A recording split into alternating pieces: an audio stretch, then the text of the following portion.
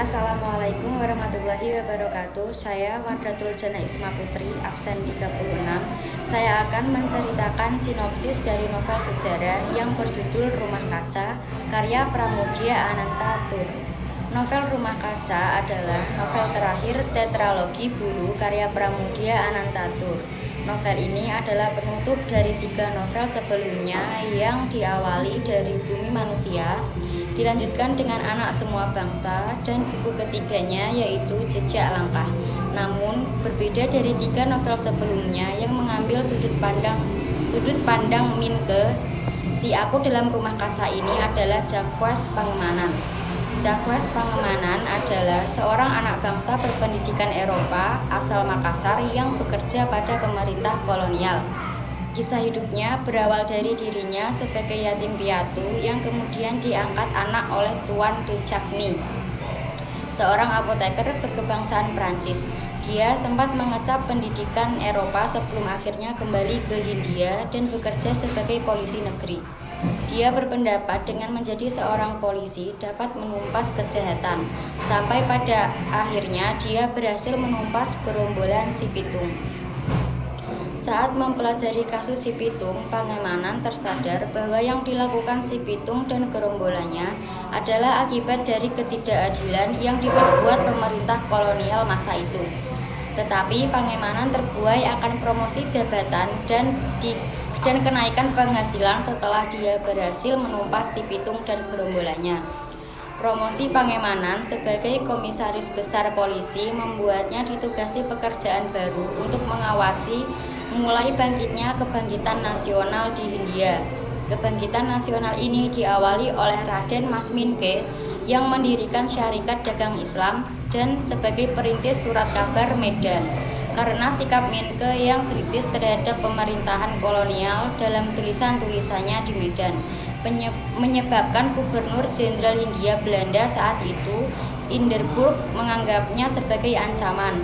Dan tugas pertama Pangemanan sebagai komisaris besar polisi adalah membuat laporan penelitian tentang hasil tulisan-tulisan Minke serta membuat rekomendasi tindakan yang semestinya diambil terhadap Minke.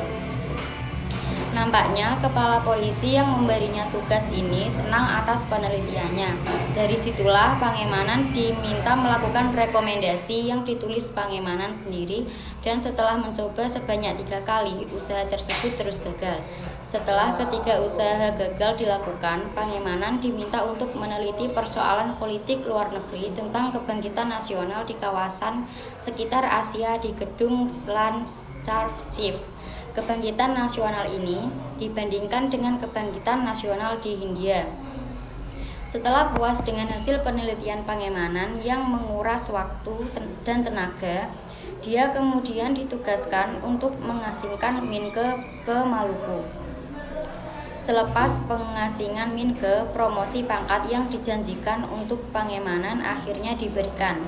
Ia dipindah kerjakan ke Algemene Sekretari di Buitenzorg sebagai penasihat ahli Gubernur Jenderal Hindia. Dia ditempatkan di bekas tempat tinggal Minke. Hal ini membuat istri dan anak-anak Minke disingkirkan dari rumah itu. Bekas tempat tinggal Minke adalah di kawasan istana. Setelah Pangemanan dan keluarganya pindah, istri dan seorang pesuruh keluarga Minke sempat mendatangi rumah itu sebanyak 2 kali. Pangemanan diperkenalkan ke tempat kerjanya yang baru. Di tempat kerjanya yang baru ini, dia ditugaskan untuk mengamati semua kegiatan organisasi politik dan semua terbitan surat kabar di Hindia. Tugas berikutnya adalah terhadap Indische Partij. Kelompok ini mengkritik pemerintah kolonial dan membuat SEP atau atasan Pangemanan yang baru tersinggung dan memaksa Pangemanan untuk menyarankan kepada Gubernur Jenderal supaya menyingkirkan Indische Partij. Tindakan ini berujung pada diasingkannya Triumvirat ke Nederland. Tugas selanjutnya adalah membuat lumpuh Syarikat Dagang Islam, hasil buah pikiran Minke yang telah berganti nama menjadi Syarikat Islam. Hal ini dilakukan dengan mengadu domba penduduk pribumi dengan pedagang-pedagang Tionghoa di daerah Jawa. Penduduk pribumi yang menjadi pelaku kerusuhan dikelompokkan menjadi anggota syarikat Islam dan bukan anggota syarikat Islam. Kelompok anggota syarikat Islam kemudian ditonjolkan ke dalam dunia berita sehingga dunia internasional tidak menaruh simpati terhadap syarikat Islam. Karena sebelumnya dunia internasional mulai memperhitungkan kekuatan syarikat Islam di India. Setelah lumpuhnya syarikat Islam dan Indische Partij, banyak organisasi-organisasi kedaerahan yang terbentuk seperti Jong Java, Jong Sumatera Nenbon, Rukun Minahasa, dan lain-lain. Pekerjaan Pangemanan makin menjadi-jadi saat ditambah lagi dengan anak buah Minke yang bernama Marco dan Siti Sundari. Karena tekanan pekerjaan, Pangemanan mulai menghibur diri dengan minuman keras.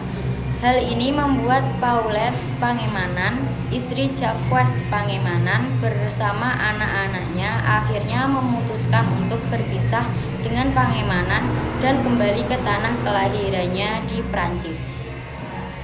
Pangemanan menjadi semakin tidak terkendali dan menggunakan segala cara untuk mempertahankan kedudukannya. Karena saran dari Pangemanan kepada Gubernur Jenderal Marco dan Siti Sundari, akhirnya dipaksa untuk mengasingkan diri ke Nederland.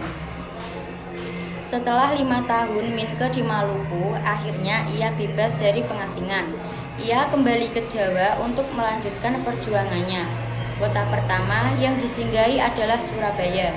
Dengan ditemani Pangemanan, Minke berkeliling di Surabaya dan sekitarnya untuk mereka ulang kejadian-kejadian yang pernah dilalui dan ditulis oleh Minke. Pangemanan sendiri menganggap Minke sebagai gurunya setelah membaca tulisan-tulisan Minke dalam Nyai Ontosoroh, Bumi Manusia, Anak Bangsa, Jejak Langkah, dan tulisan-tulisan Minke lainnya. Namun, karena Pangemanan mengabdi kepada pemerintah kolonial dan juga karena dia mencintai jabatannya, dia akhirnya bertugas untuk melumpuhkan segala aktivitas Minke.